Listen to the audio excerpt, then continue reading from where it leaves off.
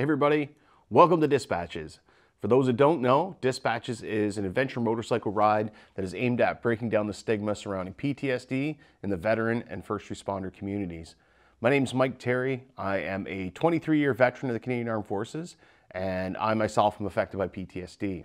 Have been since about 2001. And basically I retired in 2018, immediately started to notice that my symptoms got exponentially worse upon retirement. And so I went and bought a motorcycle, started touring around Canada, sharing my story, my struggles with PTSD, my observations on transition, and encouraging other people to do the same thing. So yeah, that's Dispatches for those who needed to catch up. What I want to talk to you guys about today is managing influences. And to start off, it has been a crazy month so far. Here we are, we're coming up to the end of April, and between COVID-19 and everything going on with that, there was the absolutely tragic events in Nova Scotia this past weekend. Actually, events very, very close to home. And, you know, bad times are on horseback, as they say. You know, it's just pretty wild. And this was something that I noticed last fall in particular, but I've especially started to notice it again. And it's something I struggle with, is managing influences. Now, I'm going to primarily focus on media, social media, but these influences can be personal influences. They can be, you know, almost any influence at all. So basically, the gist of it is managing what information you ingest, or basically what you give influence in your life. And I'm more going to focus on social media, because I think that's, especially right now, with everybody kind of sequestered in their homes, not getting out, not having a lot of face-to-face interaction, social media has become, you know, I mean, it's a great tool for staying connected with people. But for a lot of us, I know for myself, living in isolation is not anything new. It's kind of part and parcel of the PTSD and transition experience for me. So it hasn't been a big shift these last 6 weeks or so. But for some people, it probably has been. So social media is probably playing a bigger part in influencing you than maybe it did before, or maybe it's pretty much the same. But basically what I noticed last year, especially last fall, was I was seeing things through media, through social media, you know, mainstream as well. A lot of times that really got me upset. And, you know, the thing with social media, or media in general, is most of us are attached to a screen all the time. I admittedly am attached to a screen a lot more than I would like to be. And it's very easy to get sucked into these things, you know, clickbait and, you know, information banners and news feeds. And it's easy to get sucked in and not realize the effect they're having on you, you know, emotionally, mentally, even physically. So I want to talk about that. Certainly, you know, I have a lot of things I'm pretty passionate about. A lot of veterans issues, a lot of politics and policy that I feel pretty strongly about, a lot of social issues, you know, so there's a lot out there to engage with. And social media is great because, you know, you can engage with people everywhere. It's also, you know, it basically streams it right to the palm of your hand, literally. But it's easy to lose track of how much of that material you're ingesting, or how much that it affects you. And if you've ever, you know, clicked on one article and read about something that gets you particularly riled up, either in a good or bad way, you know, and I'm guilty of this. I'll click on one article, next thing you know, an hour's passed, and I've kind of gone down the rabbit hole because I followed that link to another link to another link. And of course, Google, Facebook, they all use algorithms. So whatever you engage with, they're going to feed you more of that content. And that's a pretty dangerous combination. Add social isolation and a lot of spare time, and that can get to be pretty consuming. So I definitely, you know, I noticed last fall, and I noticed it again just recently, particularly through Facebook, because I do a lot of work there. If you're watching this, you're probably watching it through Facebook. That's where most of my engagement is. Yeah, I just noticed I was getting sucked into content, and I was getting sucked into arguments or sucked into things that I feel pretty passionate about. And I noticed that emotional and physiological response. I was getting angry, you know.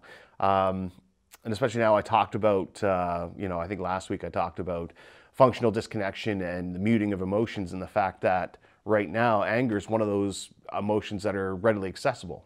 Because historically speaking, for me, when I experience that numbing, that's one of the emotions that doesn't get numbed. It still served a practical purpose.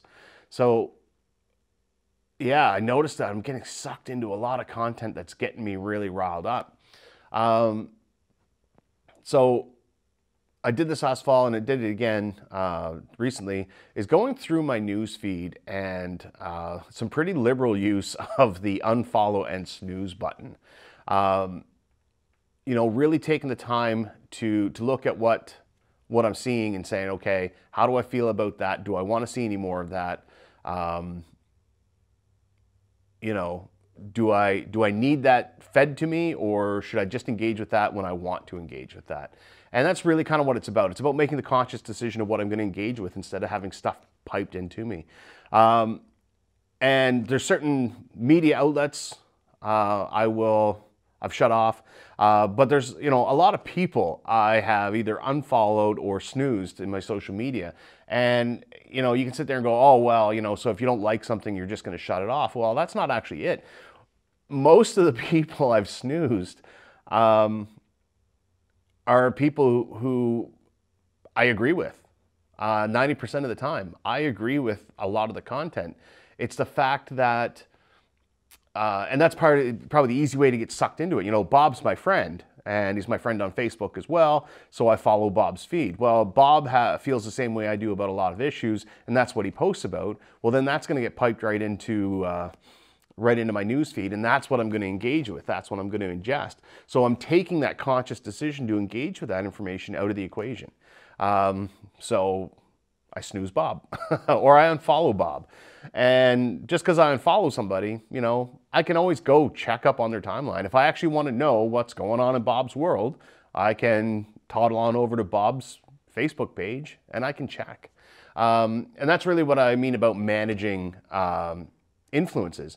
We've become very accustomed to just having information fed to us instead of being selective about where we find it or when we engage with it.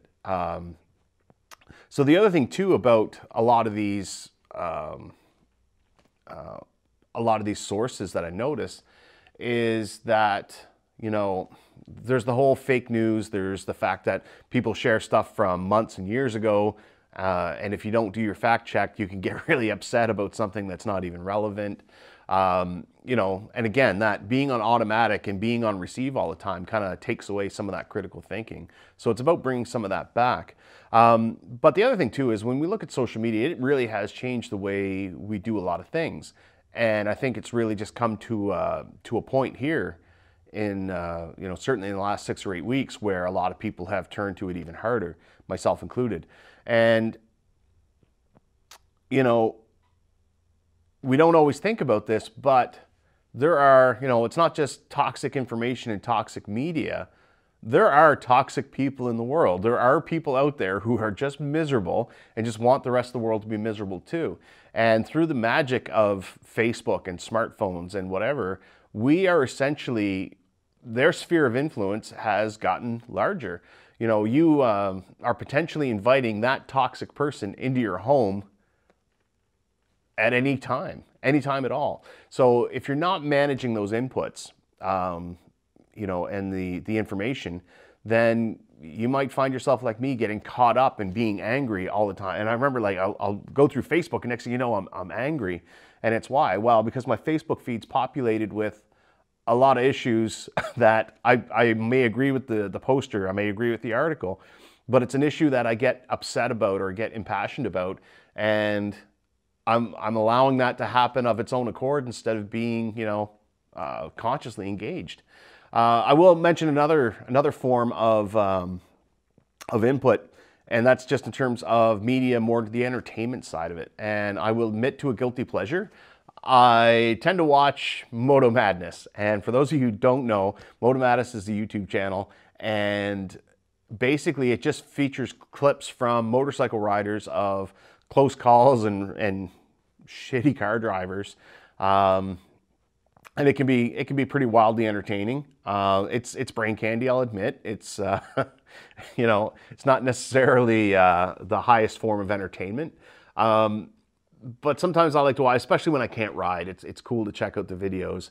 And but there are times I'll notice where somebody, either the motorcycle rider or, you know, another motorist, will do something, and it's something I've experienced, and I will have a visceral reaction to it. I will get angry like it just happened to me. And I think part of that is, you know, especially dealing with, I mean, traffic's it can be a big trigger for me anyway, but, and people's driving habits.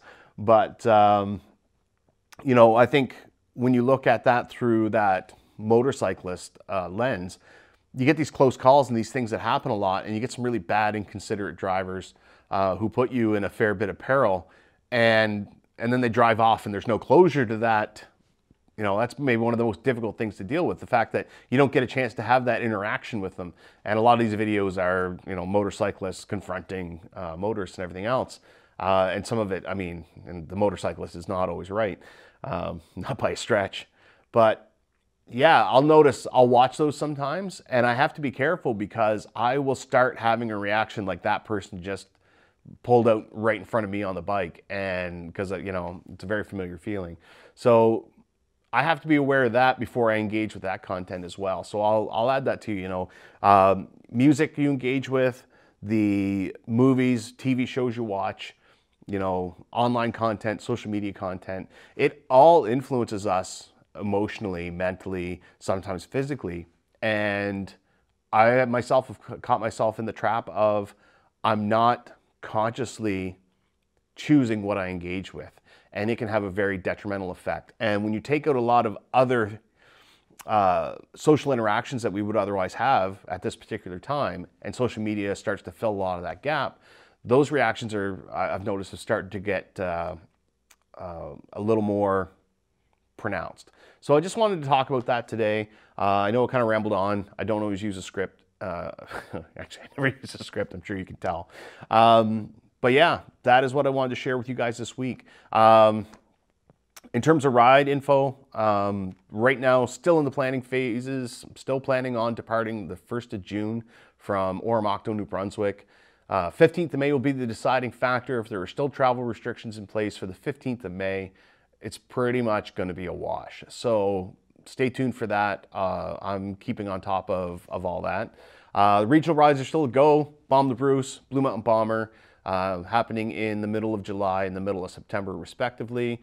If you look at Military Minds Inc.'s The Rolling Barrage, that is still happening. That happens in August. It's a little later in the year. They are still doing their cross-country ride, so you can still engage with them. Go check them out. But yeah, really, I just want to say again, you know, COVID-19, the recent events in Nova Scotia, it's been crazy. It's been absolutely crazy. And to be stuck in the house while all this happens, and to be segregated from a lot of social supports and the people you normally interact with, it can be a hard thing to do. So I just ask you guys, just manage those inputs and influences. And, you know, there are better days ahead, I am sure. My heart goes out to everybody in Nova Scotia who's affected by this tragedy. It's, again, very close to home. It actually booked out. Was born in Truro, Nova Scotia. And to hear about that happening in that community is just, it's absolutely mind-blowing. So, yeah, I just want to say all my best to everybody out there, all the first responders, police, everybody who was affected by that, all the families who were affected. And even, you know, the people who may not have been directly affected, but people are going to feel the effects of that for a while. So, yeah, I just wanted to say that as well. I'm going to leave you guys with that this week. You know, take care of yourselves, take care of each other, and I will talk to you later.